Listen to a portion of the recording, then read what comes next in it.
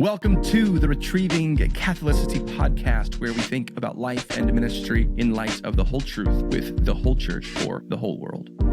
Hello and welcome into another episode of Retrieving Catholicity. I am your host, Mason Ballard. I'm so glad you found us on YouTube, Apple Podcasts, or Spotify. So it is the end of May. This is the worst time of year to be a Southern Baptist.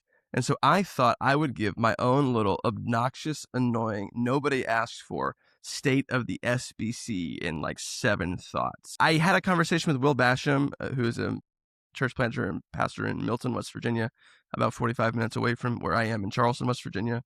He planted a little before we did, and Will and I have just been sort of connected throughout our ministries, and so I had him on to speak about what it meant to be Southern Baptist and why we were both still on the SBC ship and what that entails last season. So if you want to go back to last season, you can scroll down the page here and find that conversation with Will.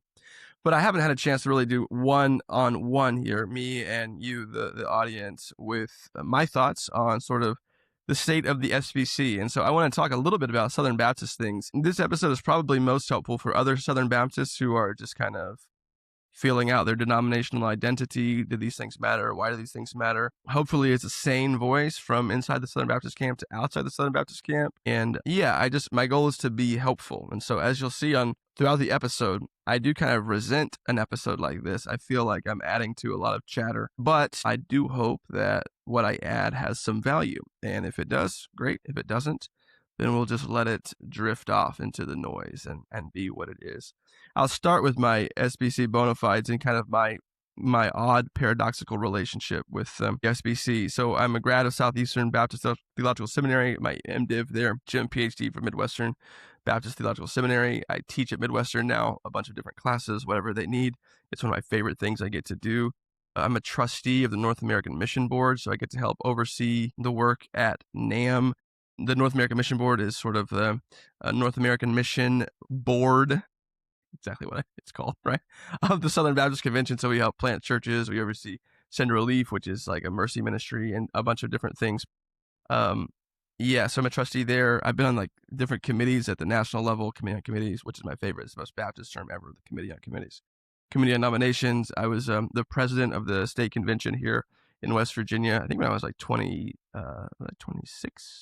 I think, 26 years old when that happened. I've been on the administrative team. I am right now of our local association, the Pioneer Baptist Association, which is in Kanawha and Putnam County. And I'm not like reading a resume to you. Most of these things happen. You can either just choose to do them, i.e. go get a degree, or we're in a small state in West Virginia, so I get a lot of opportunities to do different things, right? And so there's more churches and some associations in the South than there are churches in the whole state of West Virginia. So I'm under no illusion that anything I've just said is impressive. I certainly don't think that it is. I am just giving you my bona fides, my bona fides, if you will.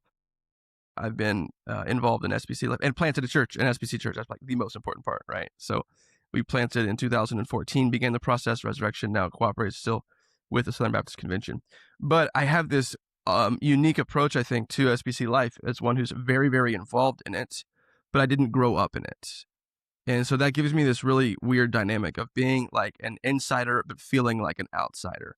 So I'm not an insider in that I don't like hold executive leadership in anything. I'm not a megachurch pastor. And so we don't we give the cooperative program cheerfully. So hopefully we'll give more of the cooperative program and other offerings. But we've been in like a big building season here at Res. We acquired a building. We had to redo our HVAC. So there's been like a bunch of expenses. Like so early, we were like super generous with mission. We're still keeping that open. We're still giving to mission. We're still doing so sacrificially. But we've had to have some wise stewardship to say, okay, we've got to get this thing on the ground here. So all that to say, I'm not like a power player or anything like that. I don't talk to people about how we're going to respond to things. I'm not in those group texts. So I'm not an insider in the sense that like I know what's going to go down, who's going to be hired for all these different jobs and things like that. But I am an insider in that like I'm in the infrastructure, right? I teach at the seminary. I'm a trustee. I do the things. And so to people who just look from the outside, they might think, okay, well, he's just in that world. But I still don't, I don't have cultural, like reflexive Southern Baptist tendencies. I forget about things all the time. I forget about things that SBC guys do. This is like embarrassing, but we should share embarrassing things about ourselves. We'll go to the association meetings and I'll see like we haven't given anything yet this year. Well, it's just I forget to give the association. I talk to the guys, I get the emails, I'm in the things, but I just don't think to like. There's just little reflexive things about being a Southern Baptist that I don't like have. But I do think that on like a meta level, on a big picture level, being an insider-outsider dynamic has helped me think soberly. It has prevented me from giving my life to climbing the denominational ladder. It has had a lot of benefits of not really knowing about the Southern Baptist Convention in any detail until I became a Southern Baptist at the age of 21. The great danger of doing a podcast like this is that you can say something that gets clipped or say something that gets out of context or say something that brings shame upon an institution I'm a part of, our church or our seminary or the North American Mission Board. And so I just like a guiding principle for me in terms of when I talk about big picture cultural or denominational issues is I want to be a team player and a truth teller. I want to be a team player and a truth teller. And I've seen in my life and in my friends' lives 2 big temptations. The first, maybe I was more vulnerable to 5, 6, 7, 8 years ago. I'm not nearly as vulnerable to now. I will be to the second one. We'll see what they are. The first temptation is to comment on everything and gain like a little following to join this cottage industry of denominational politics. And so there's a lot of people who are interested in those things. Those things get amplified pretty quickly on Twitter. I said something the other day on X about the location. I was sort of entering the discourse about the location of the SBC annual meeting. And I don't get a lot of traction on X because I mostly say what I want to say. I'm not aiming for the audience. Like I'm just going to complain about the Reds, talk about the Mountaineers, talk about Arsenal some. I'm wearing the badge today, folks, because Arsenal, if Man City lose here, you could be watching this and Arsenal could be Premier League champs. Who knows? So we're just going to rep it. I'm going to talk about my sports teams. I'm going to tell some stupid jokes and just observations. And I'll occasionally post some theology and some commentary myself. So I'm just kind of like making that a place where I just go to do that. I'm not trying to, but I posted about this thing and like it got thousands of views quickly. Got a lot of interaction, a lot of things. And it's like, whoa, like you see that if you tailor your content towards the niche of denominational drama, you are going to get exposure. I would say that's not necessarily a good thing. One reason I've turned towards long form content is that it's a little bit more thoughtful and it's a little bit less susceptible to being misconstrued. Not entirely, trust me. So the first temptation is to just like comment on everything, to weigh in on all these denominational things, and you're just a running commentary on what's going on in the SBC. But a second one, and I've been maybe more prone to this one, is to just like be a full-on company man all the time and never disagree, never have anything to say. So I definitely am not one to criticize partners, criticize friends, but I do think it's fair to say, hey, what are things the SBC can do better? How can we improve? How can we be more faithful? Things like that. And there's a tension of people who just want like, hey, don't talk about bad things, just talk about good things. But I think like that seems like the right approach, but the heart is like the goal. So whenever I'm weighing in on things, I want to make sure that I'm not trying to build a platform by speaking, or I'm not trying to protect my image by not speaking, if it would be helpful for me to speak, right? So why do I think it's helpful to do something like this? Well, I think there might be other people who are, if you're on this channel, you probably have an interest in the Catholicity of the church. And why should I continue to be Southern Baptist? What does that look like? And so I don't want to have like a stump speech for that, but I just want to talk about the sort of the state of things going into June, going into an annual meeting, and my personal opinions for what it's worth as somebody who's in those spaces. So we got 7 things. Here we go. First, cooperation is always costly. Cooperation is always costly. How big the tent is one thing. How big the tent should be is a whole another question. But to be cooperative requires agreement on essentials, disagreement, to know where we disagree, but it requires some agreement on the aims, right? So traditionally that aim has been the evangelization of the nations, sending a missionary to the training of pastors and things like seminaries. And we agree on these ends, that we want people who love the Lord Jesus Christ, who adhere to the Christian faith as articulated in the Baptist Faith Message 2000. We want to train and send those kind of people to do gospel work all over the world. And so that aim sort of leads us on to cooperation. Baptistically speaking, I always people like to talk about, are you leaving the SBC or joining the SBC? We could be a little more precise with our language to say we are in partnership with the Southern Baptist Convention. So So we are Baptistic by conviction, and then we cooperate with the SBC by nature of sort of the cooperation within that Baptistic conviction. So we're working out that framework and in a conservative, theologically conservative, evangelical space, right? So now that's assuming a lot about Southern Baptist identity by even saying conservative evangelical. I think that's who we are. I think that's who we want to be. I think that's who we have been through our confessions and our works together. But that's the goal, is that we're this sort of big tent group who's going in that direction. But I also think cooperation requires one to say, like, I'm going to lose sometimes. I'm not going to get my way. The person I want to win this thing is not going to win this thing. The entity leader is going to say something I disagree with. They're going to have a strategy that I think is unhelpful or pragmatic or whatever. And so there are times where you just have to know that. Like, I was at a conference a few weeks ago and kind of had a difference of opinion with the speaker on this panel, and like, it's fine. We just disagree. We disagree about how to do small groups, something like that. So we're going to disagree because we are all sort of in this big thing. And then why do we cooperate? Well, we cooperate to take the gospel to the nations, to plant churches, and to train Christians for further gospel ministry. Back when I was the president, I was putting together a committee to help lead through. Of course, that's what you do if you're a Baptist convention. You put together committees. I was putting together a committee to help think through a really difficult topic. And I asked this really old guy. He's really old. His name's Mike. Mike, you're really old, but I love you. I hope you listen to this. I just trust him and like him. And so I asked him if he'd help me and if he'd be on this committee. And he said he'd help me, but he wouldn't be on the committee. And one of the things he said was like, I can do more like outside of it. And he said, Mason, I've never been the type of guy who has to have my way. And that really struck me a chord with me. It really, like, looking at him sort of nearing the end of his ministry and me sort of closer to the beginning than the end. Am I going to be someone who always has to have my way? Or am I going to be someone who contends for what I think is best, most biblically faithful, most helpful?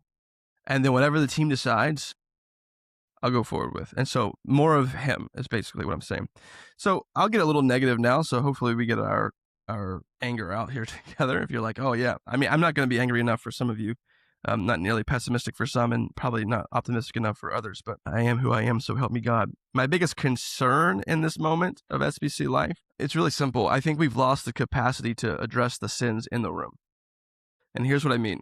Like, my job as a pastor, okay, is to help my congregation grow into maturity, grow into Christ, to grow in Christ likeness. That's my job, is to make disciples of them, right? My job is to equip the saints for the work of the ministry. So we want to see the church built up and sent out for gospel mission.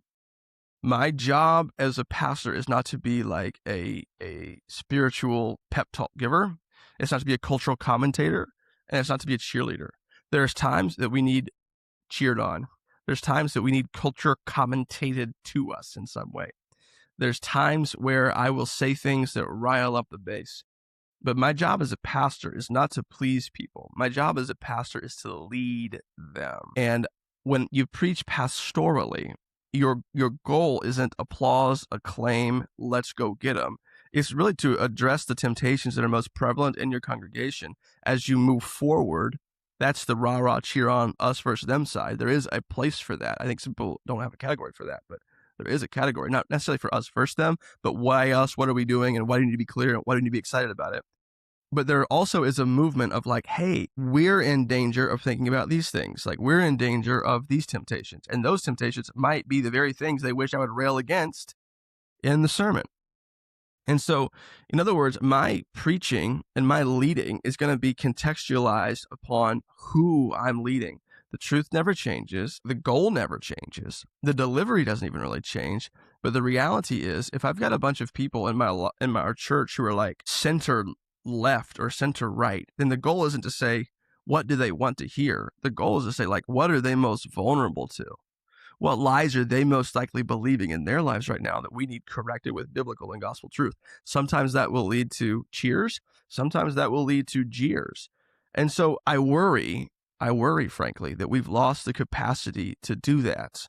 And that can be a bunch of people's fault. I don't think that's another thing I guess I'm worried about. Is everything is always someone's fault. I mean, for maybe 5 years now, the number one conversation going into the annual meeting has been women pastors, whether it's through an amendment to the Constitution or something like that. And I think there is a need in a culture that is increasingly secular, increasingly progressive, to still embrace the distinctives that the culture finds objectionable, and to realize that there are people in the church who are looking to become more amenable to the culture. Now, I do think, again, I am thoroughgoingly complementarian. I'm proud of that. I think that's what the Bible teaches. I cheerfully affirm it and cheerfully teach it, and would teach others to do the same. There are egalitarians who are egalitarians, I think, frankly, in sin. They don't like what the scriptures teach, and so they're going to change it, period. There are others who come at it from a different angle. So I think about my Pentecostal brothers and sisters who are going to take a pneumatological approach to the doctrine. They're going to say, well, the gifts are given in Ephesians 4. These gifts are going to become the primary focus over office. Do I think that's an error? Yeah, I think it's an error to then sort of treat the things in 1 Timothy 3, other passages, as just like sort of contingent or as cultural, sort of discussing them in the same way that sort of a normie evangelical might talk about head coverings, right? So I think there are people who disagree on theological grounds who love the Bible and who are trying to teach it. I don't know how many of those are in the SBC, and how many of those in the SBC who are maybe more sympathetic to women pastors are doing so from a sinful heart of, I don't like what the plain reading of the text is, so I'm going to get there. And that's just the Catholicity side of me, right? We have categories for sin and just for theological error, and it's really easy to just eliminate that category and make everyone an idiot or make everyone a heretic or make everyone something like that, when the reality is much more complex. All that being said, I think the Baptist faith and message is clear, and I think Southern Baptists have been clear that the office of pastor is reserved for God qualified, character qualified men, right? But I got to be honest, from my seat, I have never interacted with a church who has a female pastor. State of West Virginia, there might be one. I've not found that church. Of the students I teach, the people that I know around the country, I don't know everyone. That's purely anecdotal, and other people could have anecdotal evidence that goes against that. And there are some out there, I'm sure. I think that's evident in different ways. Does the SBC need to clarify what "in friendly cooperation with" means? Yeah. And I frankly, I think this is going to become a bigger issue. Like, our practices of baptism vary much more than people think, in my opinion. Our theologies of the Lord's Supper across the denomination often vary much more than people think. So I think that the sort of conscientious confessionalism we have is a good thing, but it comes with significant challenges. And this is honestly one of the easier ones to settle. And there are other, even more theologically thorny challenges out there that we need to kind of have categories for. What does it mean to be in friendly cooperation with? But here's the question: are female pastors the single biggest issue in the Southern Baptist Convention? I would just say, frankly, it cannot be. It can't be, because of the sheer number. Is it one we should deal with? Yeah, I'm not obfuscating. I'm just saying, who is the old-time SBC guys love to use the word statesman, and they always talk about Adrian Rogers, right? If I had $1 for every time I've heard, if only Adrian Rogers were still around, from like everyone on all sides of all the debates. Never met him, but I trust them. Who is going to be the prophet who loves, leads, gets shot, stays, is a cheerleader, and tells the truth? I think that's the kind of person we need, and I don't know who that person is. I don't know who that person's going to be. Frankly, I don't know who our prophets are right now. I don't know who our main leaders are right now. There's a lot of folks who want, I think, and this is something I'm maybe a little sympathetic to some of the rageful side of the internet. It's like, leaders lead, and we have dozens and dozens of godly men who are leading. But one fear of mine is that we will continue to lose the capacity to address the sins in the room, and that those sins will be the things that eat us up. And so what is an example? 3, my biggest frustration. We'll just get all the negativity out now so we can end on a high streak. I always say this: the sins of the SEC are the sins of the SBC.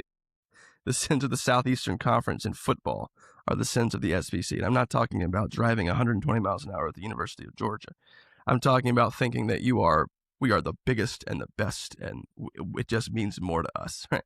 Missions just means more to us. Church planting just means more to us. We are the theology just means more to us. And I think what that can do is make us self-obsessed, an insular self-obsession that doesn't help anyone, and it doesn't really help us. I think we can be too impressed with our size and stature. Frankly, like when baptism numbers come out, we either celebrate or it does not move me at all. People say, it doesn't move you. Don't you want revival? I want revival. Sure. But like, I know the lane I'm in. I know my theological convictions. And if that gets more popular, great. And if it doesn't, no. A really good friend of mine, who's one of the smartest people I've ever met, said the greatest threat to Baptists in the rest of the 21st century is just non-denominationalism. And I think the data is showing that a little bit. And so why might that be? Well, in my opinion, one reason is people just get sick of the denominational infrastructure. Like the self-obsession makes everything just feel heavy. Just feels heavy. I just have to be honest. Like, I'm just not that interested in SBC stuff anymore. I just I want to do good work, and I want to do it with people who love the gospel, love the Bible, and want to reach people. And maybe I should be more attuned to other drama. Maybe there's things I'm not doing that I should be doing, but I just feel like I don't have the capacity to do serious theological work and serious pastoral work and engage those worlds. I just don't think I do. So I could be a better member of conventions and things like that, but I think the local church is the place of utmost importance. It's the Baptist in me. I can't help it. And sometimes you just hear this self-obsession, and I think some of us are just like, okay, who cares about this? Like, who cares how big we are? Who cares how many people? Like, who cares? We want to reach a lot of people. Let's celebrate the growth, but we can often do that in a way. I mean, we used to do they'd give out trophies at the state convention. Thankfully, enough of us we're like, man, this is fundamentally unserious. They'd give out trophies for the churches that had the most Baptists. And that I just don't live in that world. And so that's part of my being an outsider, even though I'm kind of an insider. So I think that sentiment is true with a lot of people who are outside the South, because I'm not in the South. West Virginia is not in the South. I just want to go on record as saying that I can see some similarities, obviously, but we're not in the South. I'm doing this podcast because I hope I can help the discourse by not just saying the things everyone is expected to say. I remember Cass, you might appreciate this, or just Alistair Begg from up in Cass's neck of the woods. He said there was like a gay wedding thing that he said he would go to the gay wedding of someone in his family, and like I disagreed with some of what he said, but I loved it because I was surprised. I mean, like, no one says anything that surprises you anymore. You can the worst thing about X or Twitter is you know all the profiles and you know exactly what they're going to say about every issue. Like, I know what David French is going to think about something. This period, I think David French has lost the ability to. Like, you can critique your own side so much that you you don't see yourself as part of that side anymore.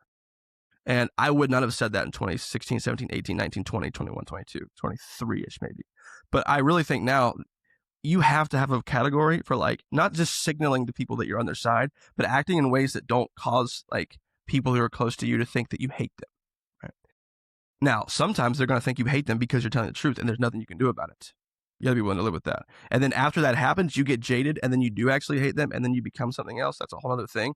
But all that to say, I hope you're hearing some things in this podcast that aren't just a rehashing of all the debates, but are helping you think about, I don't have to say I'm with this group or I'm with that group. We don't need tribalism. We don't need it. It doesn't give us anything. It takes, but it doesn't give. And so how do I make sense of the bad things? Here's 4. This is the fourth question, whatever. How do I make sense of the bad things? If you look at the beginning of the Southern Baptist Convention, its connection with slavery, you see the sex abuse crisis that really came to the head in really 19, 20, 21, early 2020s, at least when I became aware of it. It's been going on for much longer. But when it came to the fore of the national consciousness, you look at people want, more financial transparency. They want to know a lot of things. So there's across the board, or even people who struggle with one of our mission boards, or they struggle with something specifically. And so how do you handle things that are objectively bad, that the denomination has either been intentionally complicit in or not? And I can't answer fully that, but I heard Molly Worthen speaking at a Veritas event recently, because this is a critique that people have of Christianity, period. Molly Worthen's an historian at UNC Chapel Hill, and she just talked about I'm an historian of American evangelicals. I know where the bodies are buried, so to speak.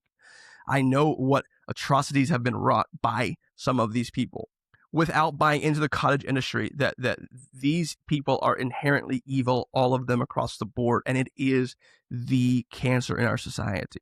That Christian nationalism comes from white evangelicals who are all abjectly evil, and being in their institutions makes you complicit in the destruction of our nation's moral fabric.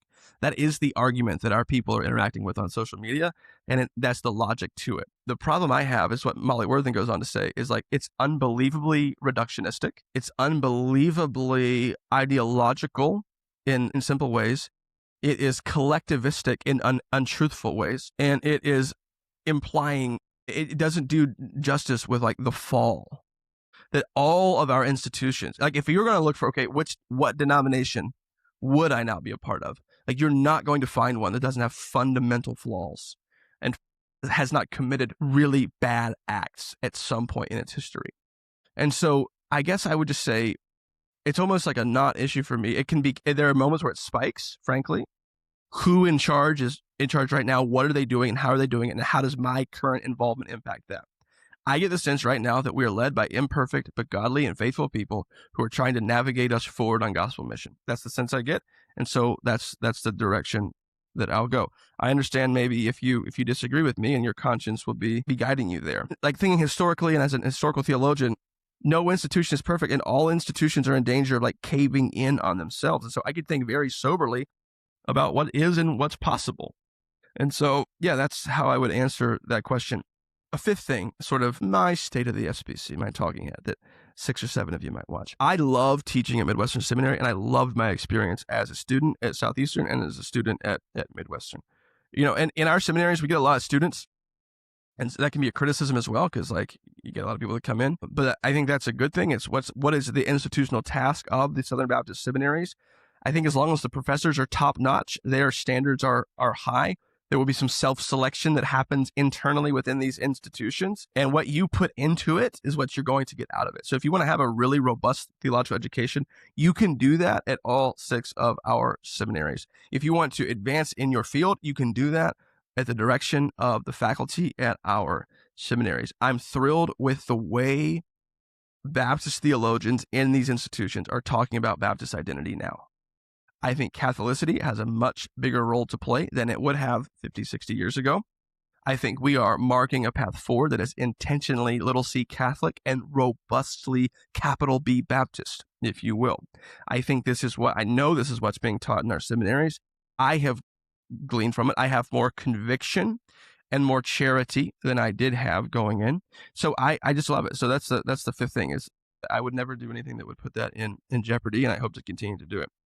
6, the sixth thing that's still true about the SBC is it grants so much opportunities. I just want to think about my role as a local church pastor. Do you want to plant a church? Here are resources and pathways. Do you want to go overseas? Here are resources and pathways. Are these perfect? No. But the ecosystems of Baptist life have nourished me, even with my eccentricities. We're on a podcast called Retrieving Catholicity. That's not something a lot of Baptists really are thrilled about, frankly. And so I have this space to say, hey, here's why I think the doctrine of Catholicity is good for Baptists and not something we should be afraid of. And people who might be turned off to that idea are still my friends. And not only are they my friends, but they've helped us along the way in our journey. So I've been nourished by these ecosystems. I've been invested in by a Cross Lanes Baptist church, right? I've been trained at Southeastern Seminary. Churches have paid for my education. Other churches have helped resurrection in times of need, like with material things, immaterial things. We've had a dozen mission teams come up and serve us in Charleston, West Virginia. We've had tens of thousands of dollars invested in us by partners. We have had a profoundly healthy experience partnering with churches, and the mechanisms of the SBC have helped us there. Whenever those levers are pulled for mission, they're helpful. But when we try to stand on those levers and climb for our own self-promotion, they're going to cave in on itself. So again, you can have a different experience. That is totally fine. Not to say everyone has my experience and should think the same way I think about life in the SBC right now. I'm telling you why I continue to teach at a Midwestern Seminary, why I continue to lead our church in partnership with the SBC. Missions and theological education together are truly awesome. The things we can build, the things we can do in cooperation are much, much better. So there's a 6th thing. And my 7th and final thing on the state of the SBC and my experience of it in these days, I am genuinely convinced that the future needs to be more local. I guess this is also a little bit of a positive and a negative as I close. Like the negative is that the SBC political discourse is so robustly disgusting, and it mirrors our culture. Like the populism, it's the same thing. Like there is a sort of MAGA SBCism that is distinct from MAGA Trumpism, that is a populist impulse that like you in power don't speak for form of critical theory, I would say. You in power don't speak for the common man. I speak for the common man. And this is what the common man is wanting to say. Like that just sounds exactly like populism that's infecting our national discourse. And there's frustrations with all sorts of things at the national level. And so everyone's thinking nationally. Who are we going to elect as the president of the SBC? What are we going to do at the national level? People will line up at microphones to give a big thing. They can see on this national level. Like, do you know the churches in your town, your county? I just think that if there's going to be a future for Baptists, that future needs to be local. It needs to be at the level of local churches committed to partnership with other local churches, and then together, as those local churches in local spaces cooperate with one another, the national and the state, like those things are bolstered and improved. I worry that things are trending more and more towards obsession with these big, brushing, sweeping ideological statements about the discourse. And we need to spend more time investing in the churches and people closest to us. That's where I think Baptist people shine. And that's where I think our future is best. That is also a little bit of an apologetic for associations again, right? These were sort of the first strands of interchurch cooperation, and those strands were stronger than they are now. And so some people think it's definitely going to happen. I'm not sure if those local strands can bear the weight of our polarized discourse right now. I hope they can. I was at the Gospel Coalition last year, and the president, Mark Vrogop, I think is his name, so at TGC, and it's like, listen, we're not, everyone doesn't love what we're doing, frankly, but we're going to see if the center holds, and not the center as the mushy middle, the third wayism, although some would say it is. I think it's saying the gospel of Jesus Christ is the most important thing in the world. It's the most important thing in our lives. And do we demonstrate the weight of that most important thing?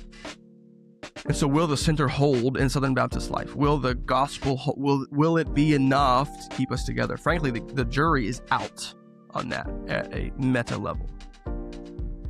But I think the more locally we can work through our issues, the more we can see each other as human beings who don't just think in ideological broad brushes, but who think in specificities, who are marked by our context, who are marked by our fears, our dreams, our goals, our desires, our bitterness, our resentment. All these things play a role in why we do the things we do, what we believe, what we say, how we do. And the more we can do that face to face, we can learn more about one another. And I think it'll serve the Southern Baptist Convention well. So there it is. It's over. Hallelujah. It's over. I hope I didn't harm anyone. I hope I stayed in my lane while also providing commentary that is maybe helpful for someone out there. If it's helpful for you, please let me know, because I'm concerned out here where maybe it wasn't helpful for someone else. So thanks for watching. Thanks for listening. Please feel free to leave a comment, reach out, and let's continue this discourse. So thanks. Bye-bye.